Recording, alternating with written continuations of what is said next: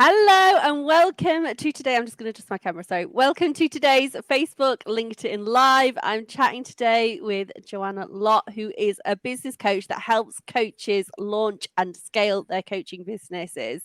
So, I'm really excited to chat with her because I've got a lot of coaches in my network, and I know that what she's going to say is going to be hugely beneficial to not just them, but anybody that has considered launching a coaching business. So, we're going to be talking today about why launching a coaching business is easier than you think and some of the steps that you need to take to get your coaching business started and ensure it's a success from day one. So as people are logging on, let us know if you can hear us all okay. Give us a like or an emoji. Feel free to post questions to Joanna as we go. And also let us know your experiences. Are you currently a coach or are you thinking about owning a coaching business? We're always excited to hear about people and their plans. So thank you so much, Joanna, for joining me today. It's an absolute pleasure to chat with you and to learn more about you and how you help people, and also about coaching as a career for people as well. So before we get going into how to launch a coaching business, are you all right giving people a bit of an overview as to who you are and what you do and what your business does?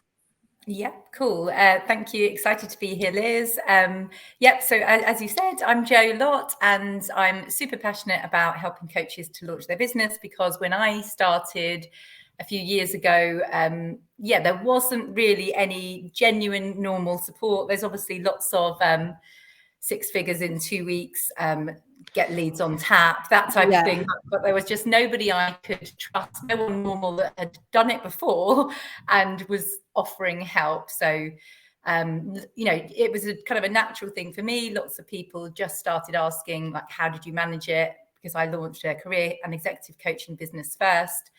And then I realized I was spending half of my week helping other people with my obsessive marketing and sales knowledge to market their own businesses. So it's kind of just been a natural evolution, and I'm super excited about the work I do. Yeah. So who can launch a coaching business? Who could be a coach? So anyone really. It is an unregulated industry, so you don't need to be qualified, although obviously I would highly recommend you are qualified. So I did the ILM level 7, but there are obviously tons of different qualifications you can do. And at that point, sorry, before you do that qualification, do you need to know what kind of coach you want to be, or could you just think, I enjoy helping others, I know I want to be a coach, I can figure that out at some point? Exactly. Yeah. You definitely don't need to know anything about your niche or anything at that point. You just think, yeah, I want to help others, and just train, and you will go on your own kind of personal development journey and figure the rest out as you go. Okay, brilliant. Oh, sorry, some people say that the stream is freezing and it's stuck. Oh, shame. Shame. Let us know. I don't know if we carry on because it seems to be okay for us, and then let us know if anyone's watching it on Facebook. I wonder if we end it and then come back. Would you prefer should we end it and come back if people are saying it's stuck? Yeah, annoying. I have no idea. My internet seems all right. Yeah, it seems okay. We'll end it and come back, shall we? Okay. See you in a sec. Oh no, sorry. Stephanie says it's working. Oh, Daniel says it's working. Thank you. Okay. A few people say it's working. Thanks, Val. Thanks everyone for letting us know it's worked before we log off and log back in again. Thank you. Oh, brilliant. It seems to be working now. Thank you. Thanks, Gemma. We shall carry on. Sorry, I interrupted you in mid-flow. So we were talking about you do the qualification. Remind people what it's called again, the qualification. So there's tons that you can do. I did the ILM level 7 in executive coaching and mentoring, but there are tons and tons of different qualifications out there for mindset coaching or life coaching, or any type of coaching at all. So yeah, it's a minefield of finding the right qualification, but very happy to answer questions if people have questions on. Is there one that's like a gold, like the Oxford or Cambridge of the coaching industry that carries more weight? Yeah, so I suppose ICF is the kind of main international body. There are a few, but I would say the gold standard is kind of ICF, and then you get accredited like either ACC with 100 hours or PCC, but ICF qualifications are I would say the kind of gold standard, but there are EMCC, Associate of Coaching. There's lots of others, but that for me would be like the gold standard. Okay. And so you don't need the qualification, but I suppose it gives you a little bit more credibility to your Exactly. clients. And how much would a qualification cost and how long does it take? Yeah, so mine was about 3,500, but they do range, and I think it took me about 6 to 9 months maybe. But yeah, it's a huge range from like £10 on Udemy Okay, to yeah. thousands of pounds for like let me think of the most expensive one I know. I think it's called CTI. I think that's about 15,000 to do a CTI coaching qualification. So it's a massive range. Yeah, and I suppose once you've got that qualification, because like you've done, you've pivoted your business. So you're just learning to be a coach rather than a career coach or a nutritionist coach or, a leadership coach or whatever. Is that you're basically learning to be a coach and then you can pivot your business? Yeah, I think once you're a coach, then comes the business, actually setting up your business, which is kind of the bit I do. I Yeah. don't train people to become coaches. So once they are kind of qualified coaches generally that I work with, then comes a whole nother learning of setting up a business, as you will know, you will know well, Liz. Yeah. So you've got your coaching qualification, or maybe you're not. Maybe you've just decided you're gonna start and see how it goes. What are the other business basics you need to consider before you start taking on paying clients? Let's think. So you don't need a website. I think that's mostly people's first port of call, and then they can literally lose years setting up a website. So you can literally do it from a LinkedIn profile or Instagram profile or whatever. So I would not think that's your first port of call. What really, really is important is just knowing who you help and how you help them. And they are generally the things that most people don't want to do. They want to do the website and all the kind of practical stuff with regard to setting up a business. Whereas all you need to know is who you help, how you help them, and tell lots of people how you can do that, really. And then you can start right away. Do you need to register as a company? Do you need to get a business bank account? Yeah, no, you don't. You can register as a sole trader on the government website, which is like an hour job, I would say. I wouldn't jump to setting up a company right away because then you've got loads of costs and things associated with that. So sole trader is really good, though obviously get your own legal advice. Bank account wise, again, like you can get free business banks, but I certainly just used my current account, for a good few months when I first started. So you genuinely can just say, here's how I can help you. Here's my bank details. Yeah. Send them an invoice. A Word document is just fine with your bank details on the bottom of it. Or you can send a PayPal link or a Stripe link. You don't need all these fancy systems or all the things that people like to use as a procrastination tool to actually ask people to buy their thing. Yeah. So I suppose the first step is marketing and the selling your offer. Would you recommend people when they start coaching? I mean, some people do this, and there's obviously a lot of debate about whether it's a good thing or not. Would you recommend offering your services for free to start getting a few early testimonials, or do you think you should be charging from the get-go? Yeah, interesting question. I think when you do your coaching qualification, you do loads of free coaching. So Okay. when you are kind of qualified, you are ready to Yeah. go. And you don't have to keep doing free forever, because I do Yeah. think that's a big mistake. Fair enough, if you can, do it for testimonials, that's great. But you probably already have testimonials because you will have done in your training, you will have already done loads of free coaching. So I think once you're qualified, then start thinking about how you can charge money for it, and realize that that's not a bad thing. They will get better results when they've actually paid you to work with you versus you thinking you're really kind and doing everything for free. It doesn't always pay off in the long run for your client. Yeah. So how do you start, I suppose, figuring out your offer and your packages, and what would be the steps somebody should go through at that point then? Yeah, so I think first think about who you want to work with, because you can't really create an offer until you know that. But also don't let that freeze you and don't take any action, because perfectionism is a killer of all businesses. But just start from where you are. Just think, who I really love to help and how. And when you know that, so for example, if it was mums to get out of a rut and into a career that they love, so you need to identify the person who's the mum, the problem, which is stuck in a rut, and the solution, which is getting to work that they love.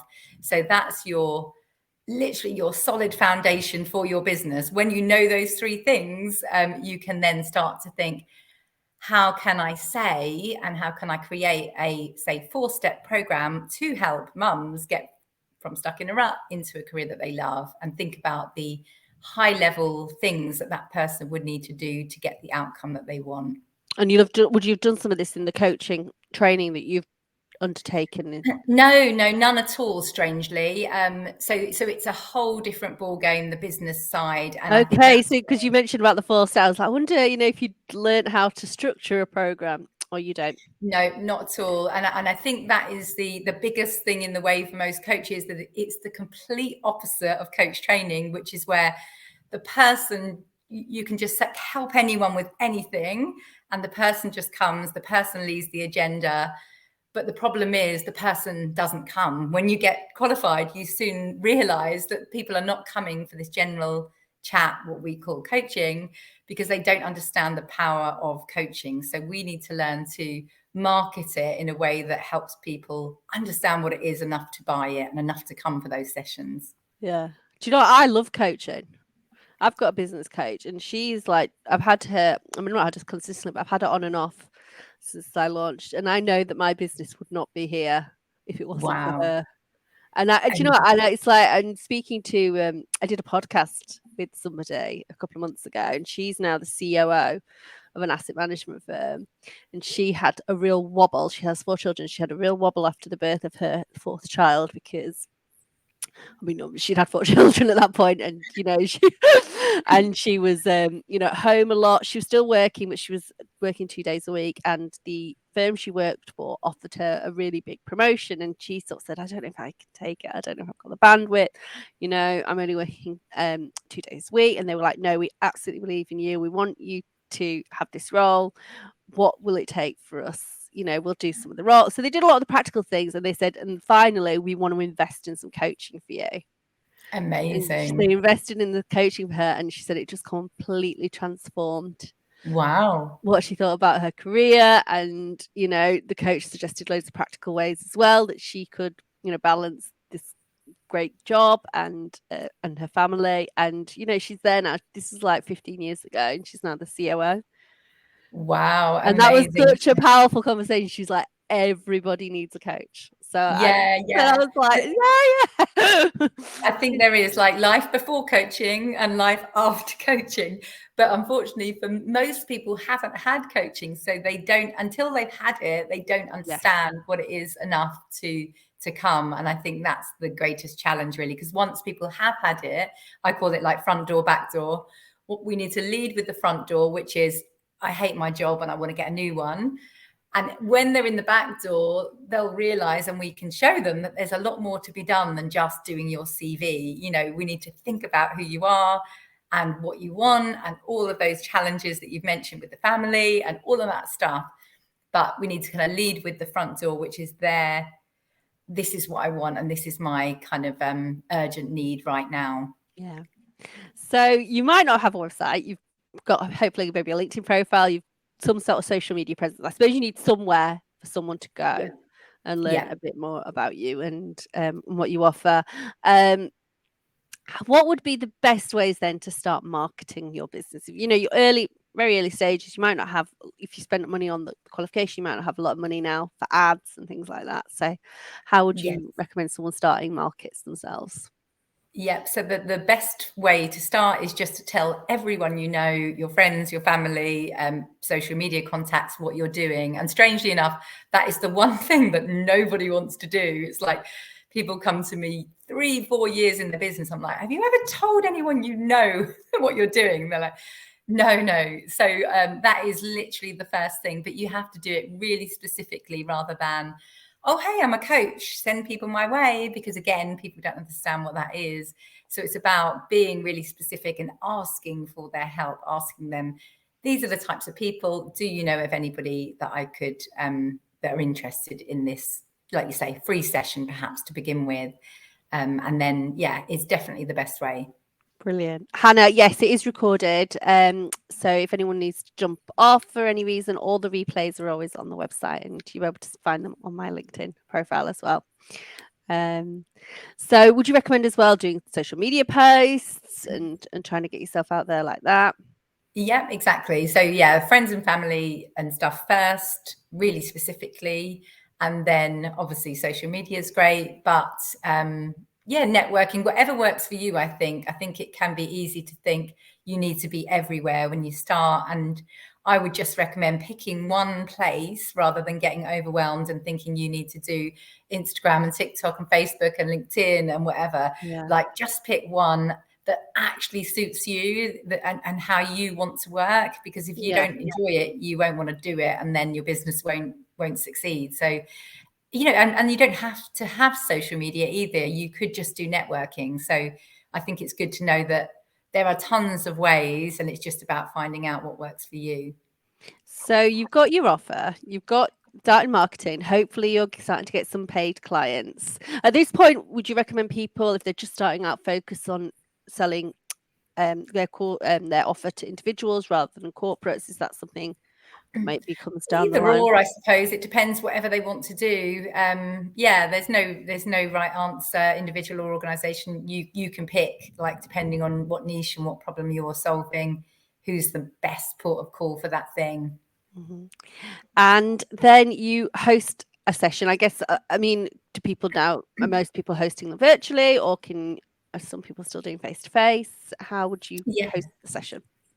Yeah, exactly. So you'd usually be aiming to get like a free discovery call with someone, which is usually like a 30-minute free call to see if you're a good fit. Usually done by Zoom. I don't know many people now doing those face to face anymore. And so on that call, you would obviously want to find out where they are now, where they want to get to, what's in the way. And then if you're a good fit and you think you can help, then obviously offer your help at the end of that call. Yeah. Okay. So assuming they say yes, fingers crossed, and then you've got your first paying customer, then you would just do that again through Zoom, would you? Yeah, exactly. Mostly through Zoom. Yeah. I don't know many people that are doing it face to face anymore, which is a shame. But yeah, I think most people have definitely moved to Zoom. All of my Yeah. clients generally, they might occasionally meet someone face to face, but you know, pretty much Most of them, 95% is Zoom. yeah. And is there any sort of scheduling software or anything like that you recommend? And do you need the paid Yep. Zoom?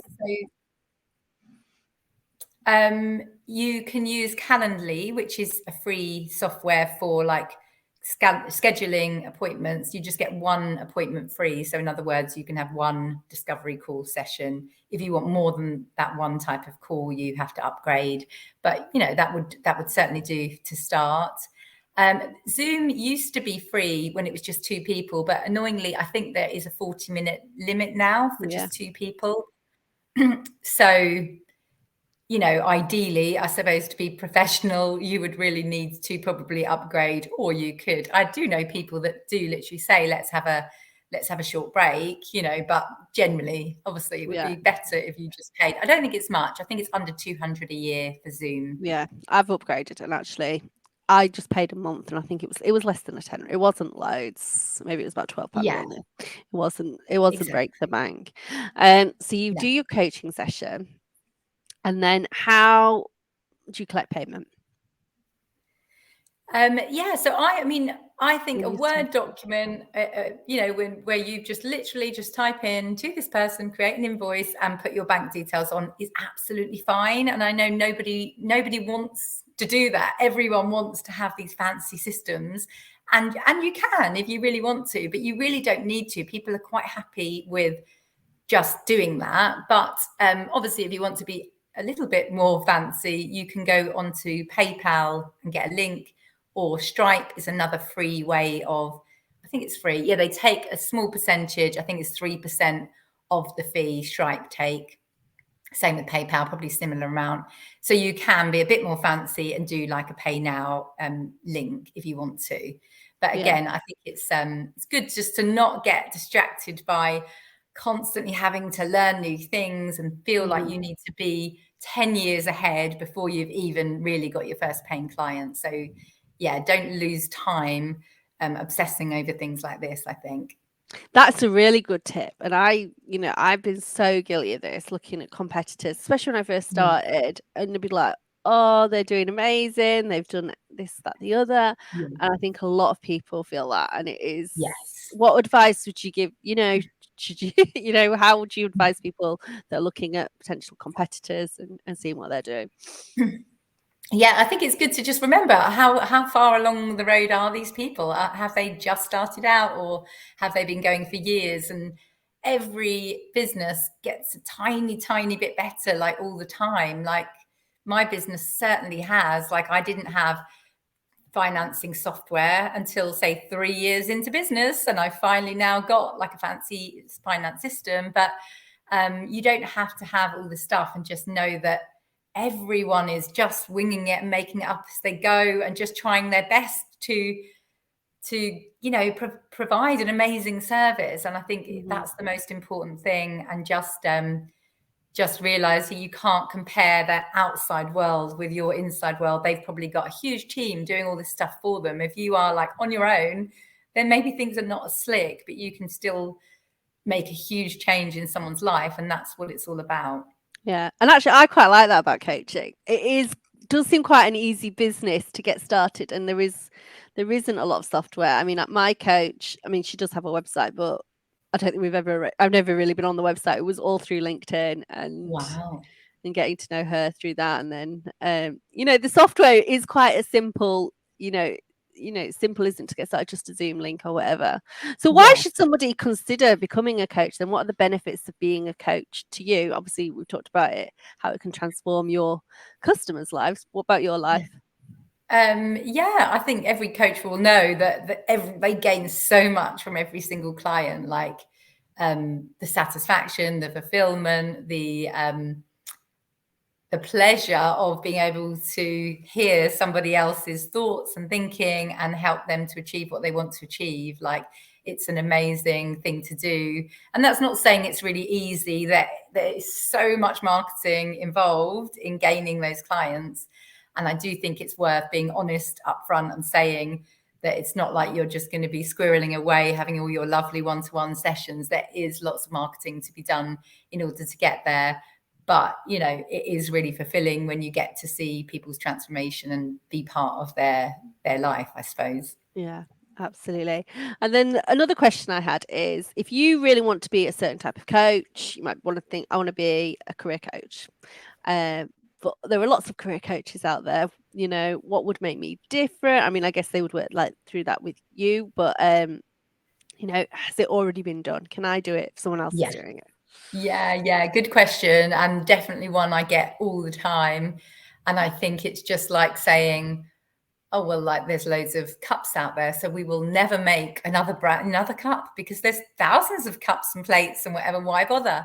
But it's like we all bring a unique stance. The world is always moving and evolving, and there is only one you. And people sometimes need your way of saying it to help them to actually get the message, really. So I do Yeah. think it's just all about you and how you can make a big difference. How about you, Liz? How did you feel when you started? Was it like, oh, there's people doing this Oh my gosh, already, maybe I yeah, should? 100%. But then I listened to a podcast. That's a really another good way of self-development.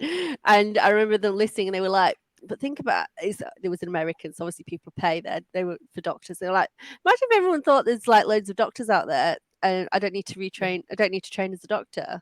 And then they were like Yeah, you need people to join the industry. There's always going to be other people doing what you yeah, do. And actually, I think that's the beauty of coaching because it's so personal. It's often about like that personality fit, isn't it? And whether you resonate with your coach. So I think absolutely yeah, everybody has that opportunity to become a coach because it is so personal. And, there might be somebody doing what you want to do, but that person might not yeah, be resonating with the types of people you want to work with, and there might be somebody out there that needs you. It's so personal, isn't it? Yeah, totally. That's it. And there is, I've got a podcast coming out soon, actually, which is all about why now is a really good time to go for it in your business. And it is about that. I've talked about the law of diminishing intent in it, which is, in other words, if you don't take action within 48 hours, it's highly unlikely you will ever take action on that idea, which is like so depressing. So when you get an idea that this is what you want to do, you just have to go for it quickly before overthinking everything, which is what I've been talking about throughout. Don't start looking into finance software. Just think, how can I do this so quickly? Because that's the key, really, taking quick action. Yeah, and starting making money, I suppose, that you can then invest back in the business. In finance software. Yeah, which is very exciting. Which is all we seem to want to invest in. Yeah. So tell people, how can, if someone's watching this and is thinking about launching a coaching business, how do you work with people and how do you help them, start and then scale their coaching businesses?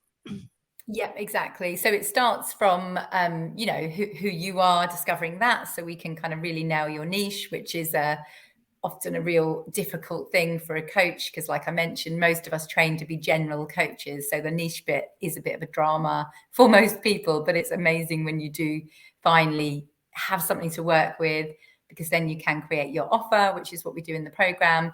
Start building your audience, like where do you want to show up and how are you going to do that consistently. Then marketing, and I do lots of email marketing. So I teach people email marketing because that's a really great way of keeping people in your world until they're ready to buy. And just, building amazing case studies, testimonials, how to structure your coaching packages, how much to charge, all the usual stuff that goes into setting up a business. So I kind of have a 6-month mentorship program where I take people through every step of the way, really. Yeah. And I would 100%, if you're launching a business and if you can, invest in a coach, because they think of things that you never would have thought of. And it's so nice, especially if you work on your own, which I guess a lot of coaches do, to actually have somebody to go to then and say, oh, am I doing the right thing with this? Can I get your advice on that? Like you might have had in the corporate life, and it's definitely so beneficial, I think, to have a coach. And I recommend them to my husband. I'm like, you need a coach. You think about it, I think all your coaches, think about sports people, everyone, they have some sort of coaching. So I don't know if anyone's got any final questions for Joanna at all, please pop them in the comments. Like if anyone's missed any of this session, then we were putting the replay on the website. So finally, where can people find you, connect with you, learn more about you, listen to the podcast? Yeah, exactly. So I'm on LinkedIn mainly. That's my main platform. So Joanna Lott. I haven't got my full name here, have I? So Joanna Lott, and the podcast is called Women in the Coaching Arena, and comes out maybe tomorrow. depends when I manage to get it out, but hopefully in the next few days. And I'm excited to help kind of more brilliant coaches build brilliant coaching businesses. Yeah, I think it's brilliant, and I think it works if there's like people here wanting a flexible career, because it really does work, isn't it? If you can do it from home and you can schedule your appointments around your life and school or hobbies or whatever you have. So it's definitely really, and I think people are becoming more switched onto it as well, aren't they? And corporates are investing in it, and it's a really good time, I think, to join the industry. Yeah, brilliant. Exactly, well, thank you so much, Joanna. It's been an absolute pleasure to chat with you today. Thank you to everyone that's watched live and on the replay. Thanks for letting us know it was working eventually. And sorry if it got stuck, but hopefully it unfroze. So thank you. Thanks so much, Liz. Lovely talking. You too. See you soon. Bye.